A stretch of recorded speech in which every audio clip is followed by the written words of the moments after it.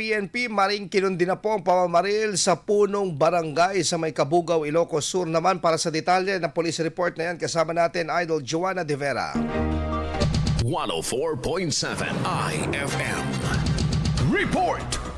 Mariing kinundi na ng Ilocos Sur Police Provincial Office ang insidente ng pamamaril na ikinasawi ng punong barangay ng Barangay Turod Patak sa bayan ng Kabugaw noong June 12, 2026. Sa inilabas na pahayag ng ISPPO, sinabi ni Provincial Director Police Colonel Agosto Asuncion na agad na nagsagawa ng mga hakbang ang pulisya upang matunto ng mga salarin at mapabilis ang investigasyon sa krimen. Kaagad na ipinatupad ng mga otoridad ang dragnet operations at seal-off plan matapos ang insidente. Nakipag-ugnayan din ng Kabugaw Municipal Police Station sa scene of the crime operatives at kimat personnel para sa masusing pagproseso at pagsusuri sa pinangyarihan ng krimen. Ayon sa ISPPO, ginagawa na umano nila ang lahat upang matukoy, matuntun at maaresto ang mga responsable sa pamamaril. Patuloy din umano nilang pinaigting ang intelligence gathering, investigasyon at iba pang operasyong pangkapulisan bilang bahagi ng kampanya laban sa kriminalidad. Nanawagan naman ang Philippine National Police sa publiko na makipagtulungan sa mga otoridad at agad na magbigay ng anumang impormasyon na maaaring makatulong sa kaso na pinakamalapit na himpilan ng pulisya. Kasama muli dito sa IFM Dagupan, ito si Idol Joanna De Vera,